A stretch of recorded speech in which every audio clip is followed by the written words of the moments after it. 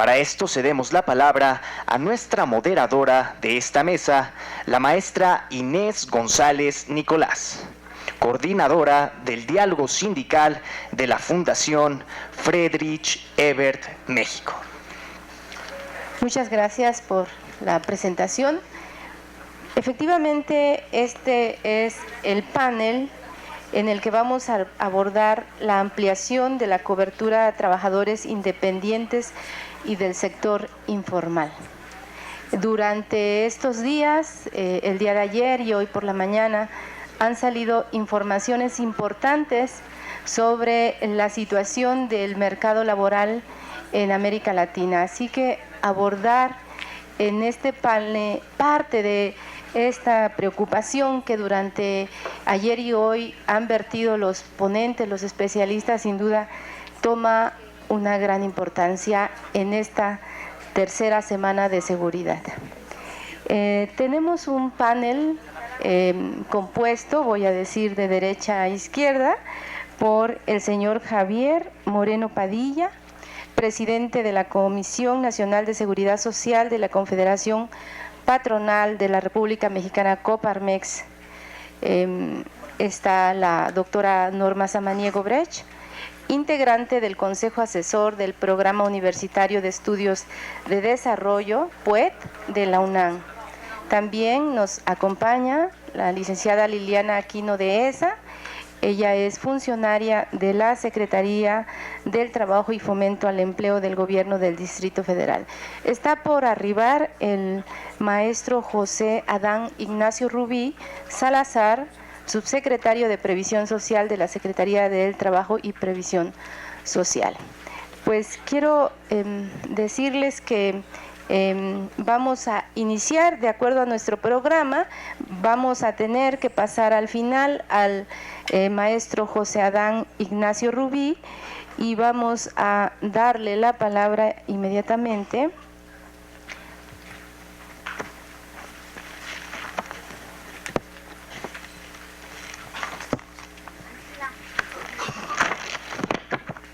a la licenciada Liliana Aquino Dehesa.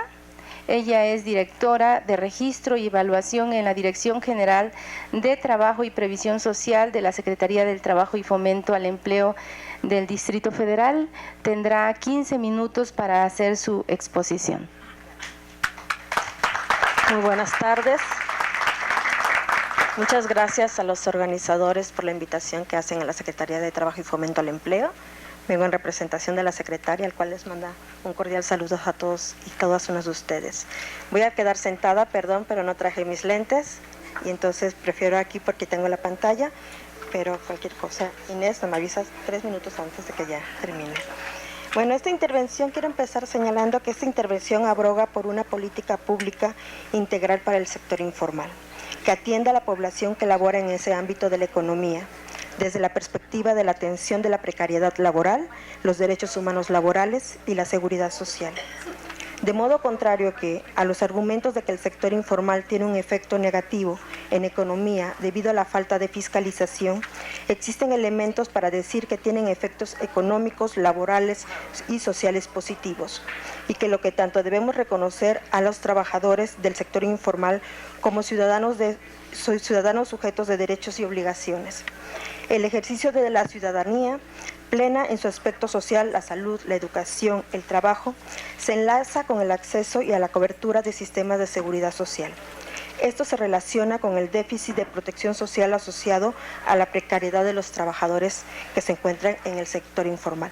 Quiero empezar con esto porque estos son los dos conceptos que vamos a trabajar, pero me gustaría pasar a la siguiente lámina, por favor, en la cual vamos a señalar cuál es la cantidad de personas que se encuentran en la informalidad laboral.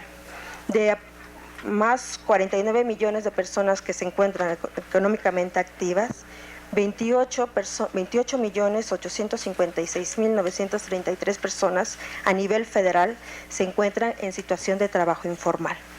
De estas, 17.000, un poco más de 17.000 personas son hombres y 11.000 son mujeres. ¿Sí gusta? La siguiente lámina, por favor. ¿En qué rubros del ejercicio del trabajo se encuentran estas personas? Escogí principalmente las 3 actividades que tienen mayor personas laborando en la informalidad laboral. Estas se encuentran a nivel nacional, a nivel de la agricultura, el comercio y los servicios diversos. Como ustedes pueden ver en la lámina, la cantidad total de personas que se encuentran a nivel nacional en esa situación. Si gusta la siguiente lámina. Ahora, de las 4.057.000 personas, 290 personas en el Distrito Federal que laboran, estamos hablando de 2.053.056 personas que laboran en situación de informalidad laboral. Esto no es menor, estamos hablando, como se señalaba en el panel anterior, por cuentas en promedio de un 50% de personas que se encuentran laborando. De este 50% de personas se encuentran en una situación de informalidad laboral. No es menor, sobre todo por lo que tiene que ver con todo el ejercicio de derechos laborales, que tiene que ver con todos los ejercicios de la seguridad social y que tiene que ver, por supuesto, con una perspectiva de futuro. Si gustamos pasar a la siguiente lámina, por favor. Estas personas que laboran en situación de informalidad se encuentran principalmente en el Distrito Federal desarrollando actividades del comercio, en restaurantes y servicios directos.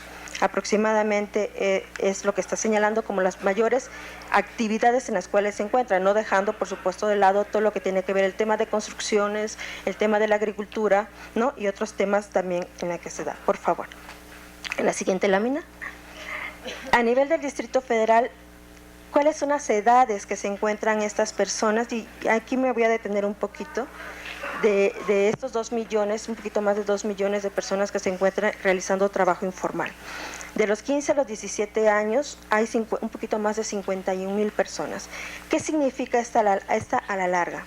Que podríamos tener una cuestión de que quizás en los próximos 4 o 5 años, estas personas de esta edad que deberían estar cursando entre la secundaria y la bachilleratos, pueden ser sujetos jóvenes que deserten del nivel educativo, ¿no? Desde hoy ya se encuentran ellos en el trabajo informal. Tenemos 476.000 personas de entre los 18 y 29 años que se encuentran realizando trabajos en la informalidad laboral. De los 30 a los 59 años tenemos 1.281.000 personas. Y de 60 años en adelante tenemos 244.000 personas, un poco más de 244.000. ¿Qué significa sobre todo los 2 rubros últimos de la población entre los 30 y los 60 años? Se supone que las personas que van de los 30 a los 50 años ya tendrían que estar cotizando en los términos de seguridad social para su retiro. Sin embargo, estamos viendo que un 50% de que se encuentran en esta edad no se encuentran cotizando, se encuentran dentro de la formalidad laboral y que en algún momento, cuando lleguen a los 60 años o más, pues bueno, tendremos una carencia y unas necesidades fuertes respecto al tema de la seguridad social. Con respecto a las personas de mayores de 60 años, ¿qué significa que hoy tengamos un poco mayor de 244.000 personas en la informalidad laboral? Pues bueno, significa una de dos, que algunas de estas personas no cotizaron nunca a la seguridad social, que siempre quizás se encontraron en la informalidad laboral, u otras que sí fueron personas que cotizaron a la seguridad social. Sin embargo, su pensión de retiro no ha sido suficiente para sufragar sus gastos en esta situación actual de edad adulta. Por lo tanto, 244.000 se siguen empleando, pero dentro del ámbito de la informalidad laboral. Si gusta la siguiente página. ¿Cuáles son los niveles de estudios en los cuales las personas que se encuentran en la informalidad laboral se tienen? Pues estamos hablando de 164.000 personas que tienen primaria incompleta, 423.000 personas que tienen primaria completa. Estamos hablando de 805.000 personas que terminaron la secundaria y estamos hablando de 657.000 personas que tienen estudios de media superior y superior. ¿Qué significa esto? Pues bueno, que anteriormente se señalaba que las personas que se encontraban en la informalidad laboral eran aquellos que tenían bajos niveles educativos, que no habían terminado la primaria, o que no sabían leer, escribir, o que únicamente sabían leer, escribir. Hoy la realidad está rebasada por un sector de población que tiene estudios de medio superior en adelante, sin embargo, que se encuentran en la informalidad laboral. Esto, por supuesto, tiene que ver con una cuestión de la la capacidad de generación de empleos, la capacidad de generación de oportunidades para un sector de población que se encuentra en la formalidad laboral. Pero otra, si gusta pasar a la siguiente gráfica, por favor. Siempre se habla de cuál es el ingreso de las personas, ¿no?, en los temas de la informalidad laboral. Tenemos, ahí ustedes en la gráfica lo verán, las personas que perciben de 1 salario hasta 5 salarios mínimos de lo que se encuentran allí. Esto significa, las personas se encuentran en la informalidad por falta de acceso a los salarios, o se encuentran en la informalidad o comparten el flujo de trabajo formal e informal porque los salarios que perciben no son suficientes. ¿Cuál es la situación real de la informalidad a nivel de salarios? Si gusta la siguiente, por favor. Perdón, ahora sí, déjeme porque ahí ya no alcanzo yo a leer.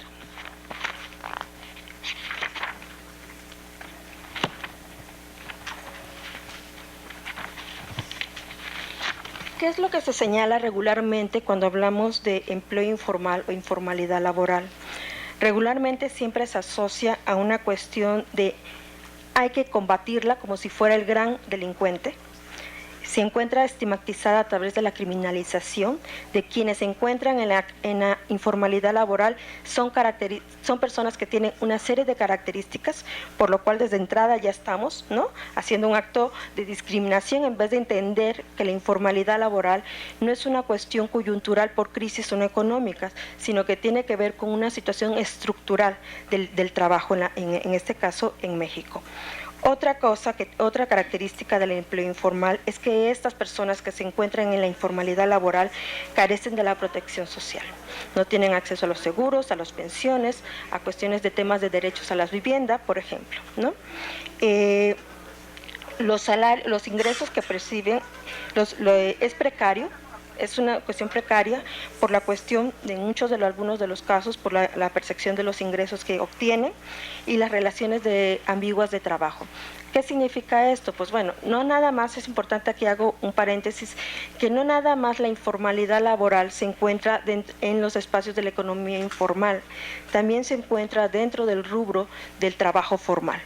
Hay muchas empresas, muchas dependencias que tienen contratados a personales con una característica de no derechos en ejercicios laborales, y en ese sentido también la informalidad se da en los espacios formales de trabajo. Con lo que ya señalaba, el no ejercicio de los derechos laborales.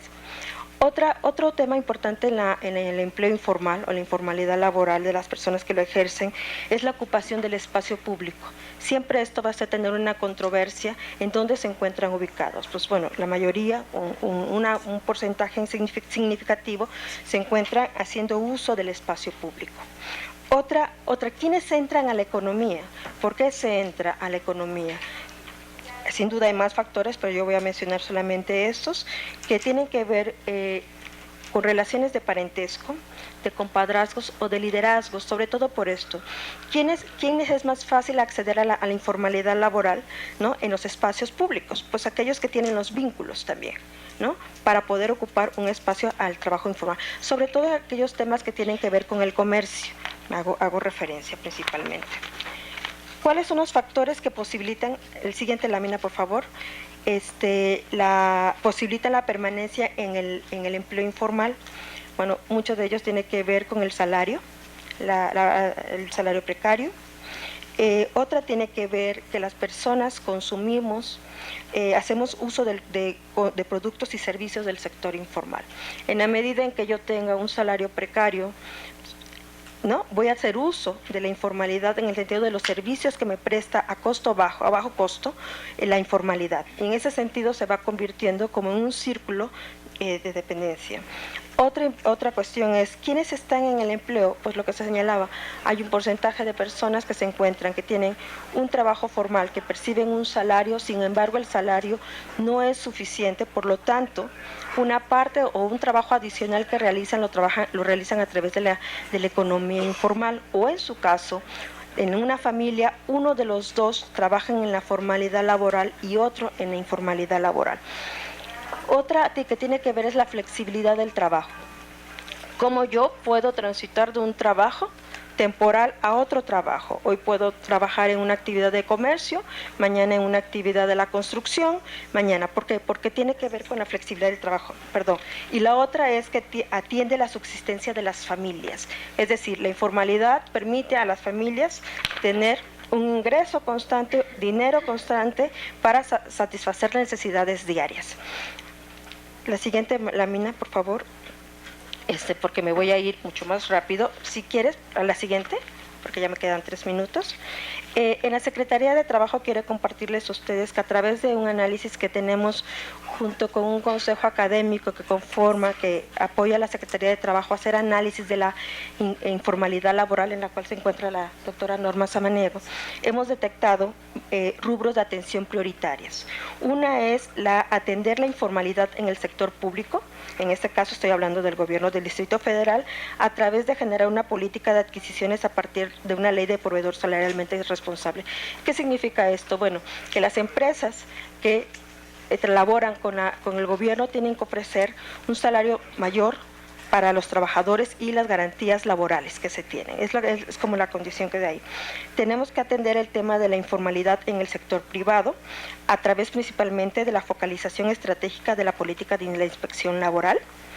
La población no asalariada por decisión, familiares y tradicionales, y en este rubro tengo que señalarlo porque cuando me nombran como directora de registro dice todo y no dice nada, quién sabe qué será, pero realmente es el área que atendemos todo lo que tiene que ver con el trabajo no asalariado. Cuando señalo trabajo no asalariado es por un término de un reglamento que tenemos nosotros y que somos los que regulamos a todas aquellas actividades tradicionales del Distrito Federal y que están por ley, por reglamento, perdón, los mariachis, los cuidadores y lavadores de vehículos, los organilleros, estas actividades que se señala. Por eso decimos que algunas de ellas son familiares y tradicionales.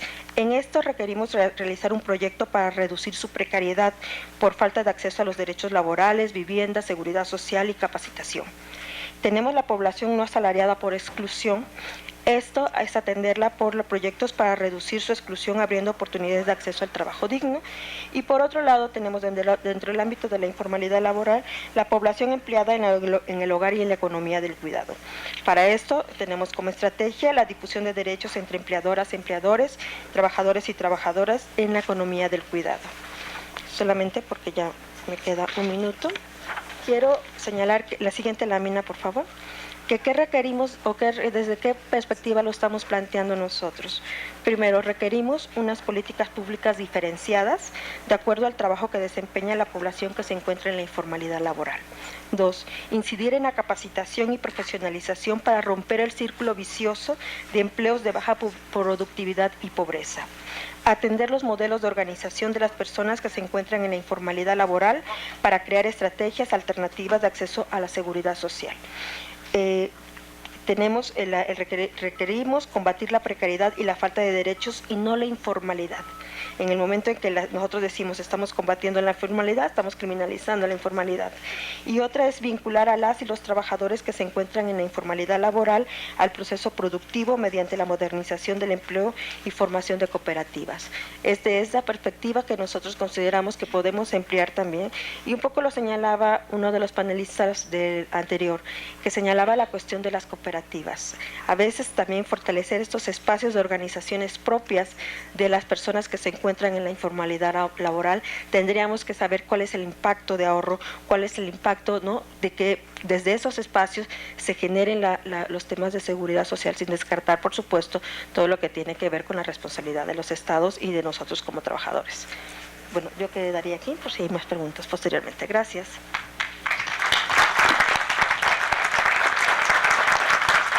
Muchas gracias, Liliana, por este breve mapeo que nos hace sobre el trabajo, sobre todo informal, en la Ciudad de México. Y bueno, si bien no lo señalaste en tu exposición, en los datos que das y en las ocupaciones, en los salarios, se ve la diferencia de género.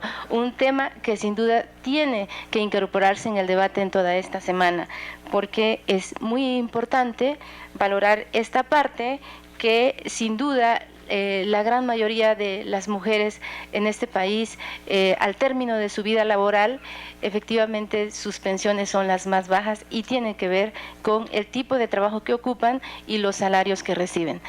Entonces es un tema que debemos tomar en cuenta. De acuerdo a nuestro programa, voy a dar enseguida la palabra a Norma Samaniego. Como dije, ella es integrante del Consejo Asesor del PUET de la UNAM.